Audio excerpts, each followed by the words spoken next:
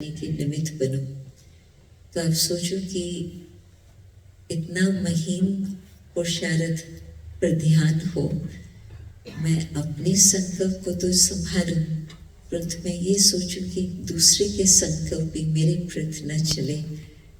तो ये है कितना सुंदर पुरुषार्थ, जिस आधार पर ही दादा दादा बने, जो आज तक भी उसको याद करती हैं। तो हर बात में हम जिस तरह से चलते हैं, व्यवहार करते हैं बाबा की मर्यादाओं अनुसार, उस अनुसार फिर हमें आज भी वो शक्ति मिलती। भविष्य के लिए तो जो प्राप्ति होंगी वो तो मिलेंगी ही, परंतु आज भी हमारे जीवन में वो रूहानियत की शक्ति बढ़ती जाती, जिससे हम बाबा के बहुत समीप आ सकते। दूसरी एक बात दादी की याद आ रही कि किसी आत्मा ने कहा कि मुझे तो इकोनॉमी बहुत अच्छी लगती है, और फिर बाबा ने उस बात पर कमेंट दिया कि एक तरफ तो है इकोनॉमी, परंतु दूसरी तरफ भी बाबा के बच्चों को हर प्रकार से जो सुविधाएं चाहिए वो भी बाबा ध्यान रखते। तो हर बात में बाबा का कितना ध्यान ऑल राउंड रहता था।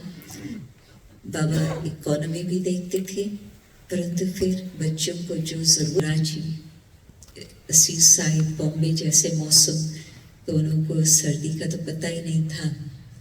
तो बाबा ने दादा विश्व किशोर को भेजा अहमदाबाद में।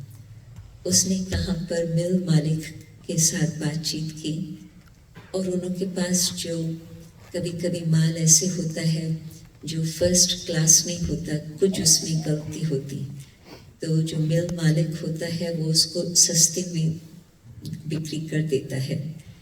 तो जब दादा ने उन्हों के साथ बातचीत की और बताया कि किस कार्य के लिए इसको चाहिए, तो उसने सारा ही बोरी भर करके वो ब्लैंकेट्स दी कि ये आपके आश्रम के काम की चीज़ है। तो बाबा सुविधा भी चाहते हैं, फिर इकोनॉमी भी चाहते हैं, परंतु हर बात का एक्यूरेट ध्यान रहे। बाबा तो बाबा। बहुत सारी कहानियाँ सुनाती थी दादा विश्व किशोर की। मैं समझती इस हॉल में कौन है जो दादा से मिले थे? दादा विश्व किशोर। मैं नहीं समझती। ऊपर पांडव भवन वाले दादा विश्व किशोर को जानते होंगे क्योंकि दादा ने तो बाबा से 1 वर्ष पहले ही अव्यक्त हो गए। 1968 मार्च 1968 में हो गए। मार्च में बहुत आत्माएं गई है, बहुत ही आत्माएं गई है, तो मार्च के भी कुछ विशेष समय की बधाई होंगी। परंतु वो 68 में मार्च में गए, और फिर बाबा 69 जनवरी में। और वो बाबा के शारीरिक हिसाब से तो वो बाबा के बहुत अच्छे रक्षक थे। तो वो आत्मा भी बहुत ही विशेष पाठ बजा करके गई। पांडव भवन उसने ही खरीद कराया। वो कहानी शायद आप लोगों ने सुनी होगी, मुझे लगता है कि जब ब्रिज कोठी में बैठे थे और वहाँ से निकलना पड़ा, सब कुछ उनका सामान भी जो था, आप सोचो कि किस तरह से बाबा ने उन्हों की पालना की थी, और किस प्रकार के परिवार वाले थे, और सब कुछ वो लेके गए और रास्ते पर बिक्री कर रहे थे। तो बाबा को क्या फीलिंग होंगी? परंतु बाबा तो एक तरह से देख भी रहे हैं सब कुछ, परंतु दूसरी तरफ से बाबा तो विश्व का मालिक, तो अपनी स्थिति, तो अपनी उस डिग्निटी में बाबा सदा रहे। परंतु फिर जिस समय पांडव भवन की खरीदने की बात आई, तो दादा ने बाबा से पूछा, बाबा मैं कितना उसको बोलूं? तो बाबा ने एक फिगर दी। तो वो उस फिगर को लेकर के उसके पास गए, बातचीत की, और उसी फिगर में वो स्थान मिल गया। बिल्कुल उसी फिगर में। तो दादी कहती कि देखो बाबा खुद बिजनेसमैन और बाबा का भतीजा थे विश्व किशोर दादा, तो वो भी बिजनेसमैन। तो वो यदि बाबा ने कोई फिगर दी और उसमें उसका चिंतन यदि चलता था कि ऐसे न होना चाहिए, ऐसे होना चाहिए, ऐसे नहीं, क्यों नहीं, बाबा ने बोला, उसने तुरंत ही उस बात को स्वीकार किया और फिर जो बाबा ने फिगर दी उसी फिगर अनुसार सौदा बन गया। तो उस समय के ज़माने में तो एनीवे प्राइसेस कुछ अलग ही थे, परंतु लो प्राइस भी एक्सट्रीमली लो। परंतु बिजनेसमैन होते भी उसने ये नहीं सोचा कि बाबा ये कैसे होगा, नहीं, बाबा ने कहा होगा ज़रूर, और हो भी गया। तो निश्चय की निशानी कि हमारे व्यर्थ संकल्प न चले। जिस बात को जिस समय जैसे होना है बाबा की आज्ञा पर हम चलते रहें तो वो बात उस अनुसार अवश्य ही एक्यूरेट होंगी। तो जो अच्छी भी बात है उसमें हमारे संकल्प फिर विघ्न डालते हैं। तो अपने संकल्पों पर कितना अटेंशन होना चाहिए, कितना ध्यान देना चाहिए, वो बहुत बड़ी सब्जेक्ट है, जिस सब्जेक्ट में हमें अवश्य पास होना है।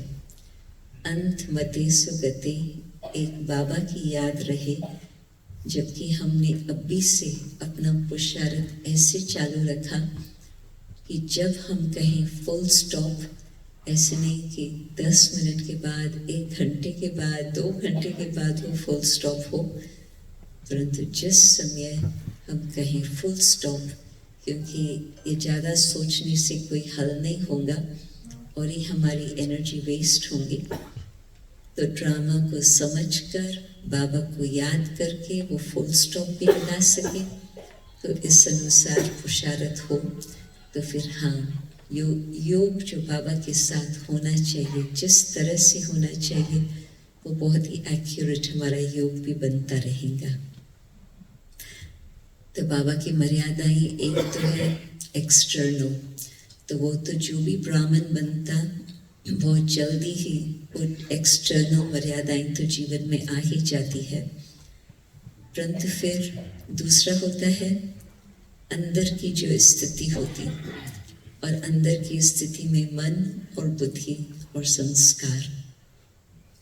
तो जो बाबा ने हमें इन बातों के लिए भी मर्यादाएं बताई है कि हमें किस प्रकार से अपने मन को चलाना है, किस प्रकार से हमें बुद्धि को संभालना है और कौन से संस्कारों को हमें इमर्ज करना है अभी, यदि वो भी बातें याद रहे तो सचमुच उन मर्यादाओं को लेकर के हम चलते रहें, तो फिर तो बाबा का भी सदा साथ का अनुभव होगा और सहज सहज जो भी बातें सामने आएंगी उन बातों को फेस करके पार करते चलेंगे।